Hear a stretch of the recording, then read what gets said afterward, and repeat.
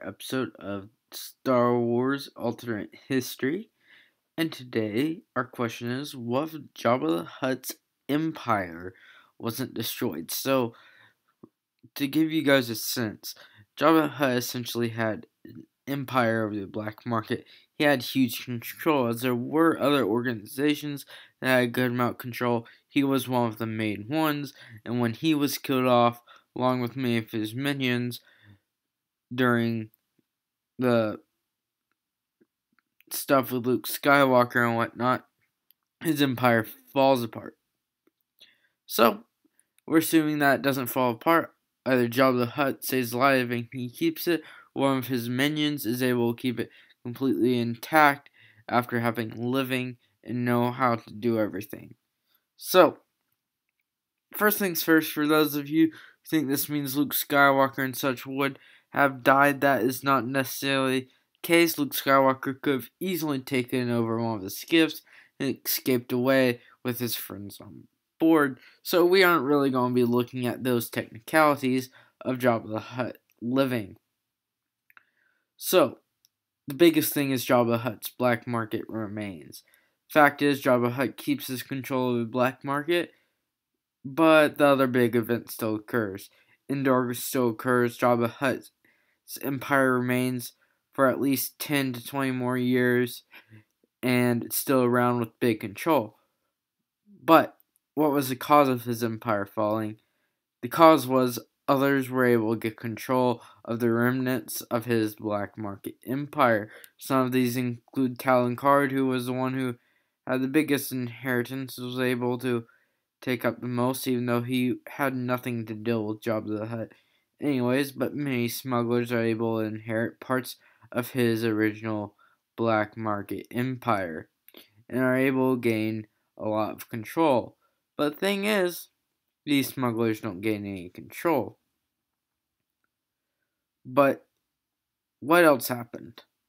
What else happened due to the cause of Jabba the Hutt being killed and his empire essentially destroyed by Luke Skywalker's attack on the Sail Barge? By the way, for those of you who don't know, this is basically kind of expanded universe stuff I'm kind of talking about here, or it could be considered that due to this being on the edge. So, you might not want to listen to all of it. Not all of it is, though. So, let's go on. Sorry for that. Well, Endor. What could Jabba have to do with Endor at all? Well, the Empire's weak. It's stringed out into groups of warlords and whatnot for most of the time for the next, 50 years.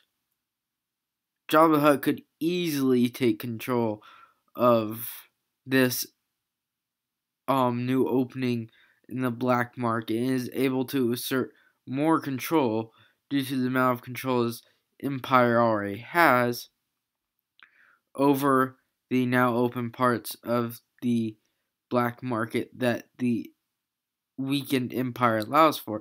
Because the thing is, the empire has tight control over what parts of the black market that once would have rather been open during the times of the Clone Wars. These are now going to be opened back up to where Jabba the Hutt could easily exploit them and would likely make him much richer and would likely put many more bounties on his head. So, that's something. What's some other stuff that is rather recognizable during this time? Expanded universe thing is the planet of Kessel.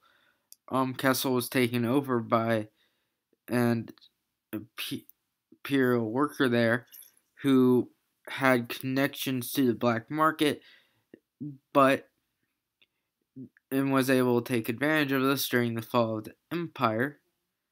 But with Jabba the Hutt's empire still being there, he would likely make connections with Jabba. Jabba would likely have a huge control over the planet of Kessel. For those of you who don't know, is a mining plant for the spice glycerin, which is very important in the black market and can make you a lot of money.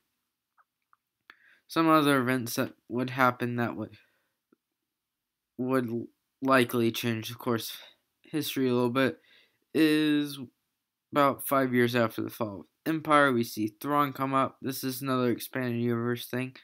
Thrawn rises to power and reasserts some Imperial control. Thing is, if the Hutt's empire is still intact, the smugglers such as Talon Karrde that Thrawn has trouble with don't have any power, and essentially the parts in this war that they had huge impact on no longer are important. Now, this could mean that Thrawn doesn't get himself a hold of those 200 dreadnoughts. He could still easily have done so.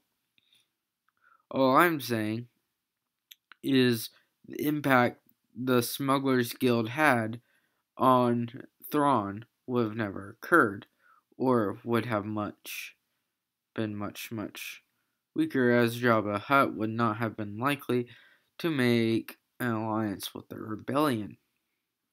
So, you guys let me know what you think of this Star Wars alternate history episode, and please give me options for other topics in the future, as alternate history topics are hard to come up with.